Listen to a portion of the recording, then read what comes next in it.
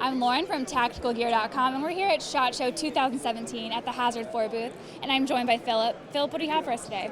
We've got a few things. The booth is new booth, and it's full of all kinds of new products. So since you guys have a camera crew, I'll start with a camera bag. So I'm wearing a sling pack here, meaning it's not two straps, it's one, so that it's something that can come around really easily to the front. These kind of things that we sell, they get used quite a lot by like war reporters and people who do a lot of sports and things where they have to move around quickly. So you can go from a vehicle sitting back to running and put this out of the way. There's a compression strap here that can clip over to keep this from rolling over. We have expansion here. There's always a locking buckle so that you can lock it up. But then the main event is always the bag, of course. So you've got access to all the camera gear through this hatch.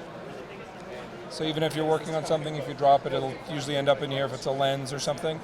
It's got a movable divider system.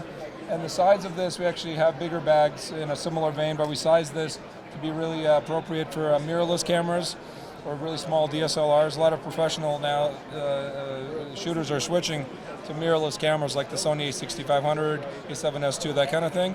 They're much smaller lenses and batteries, so that's what this is good for.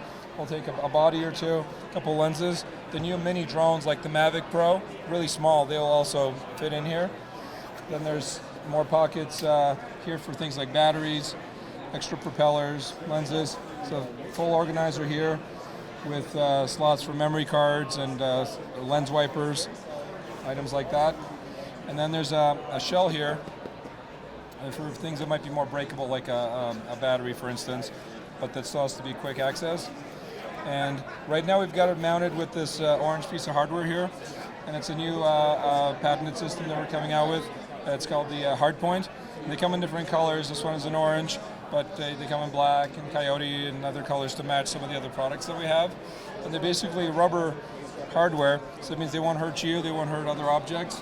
And on the inside, they're also rubber. We have visible screws here, but there's little covers that actually cover the screws, so your camera gear and stuff won't get hurt, but it gives you functionality for retractors that we have. We're out here for adding a carabiner or whatever. We've got lights that fit on here so that you can have blinkers if you're biking with it, for instance. So there's a whole world of these things that we have coming out, and they fit on a lot of other bags we have, like over here, for instance.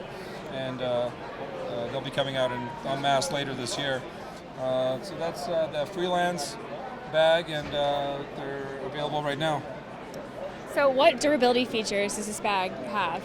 Well, as always, we've heard reports, people coming back after 3-4 years of using our stuff and never anything going on it. A lot of those come down to the way we've over-engineered things, like for instance this handle here that might be pulled on, or people might hand this off. It's not just sewn in or sewn into a seam where it might just look good. It's got an X stitch, and it's got bar tacking here, which is just hundreds and hundreds of zigzags. So you see those all over the bag where there's connections, or if a pad like this goes into an edge, inside that edge it gets pushed through and out, and again triple sewn, so that with the Cordura fabric and the really high quality webbings all around, it holds them together so tight it's almost impossible for them to come apart. So we've never really had more than a 1% return rate on things. So things like that all around the bag usually keeps it pretty tough.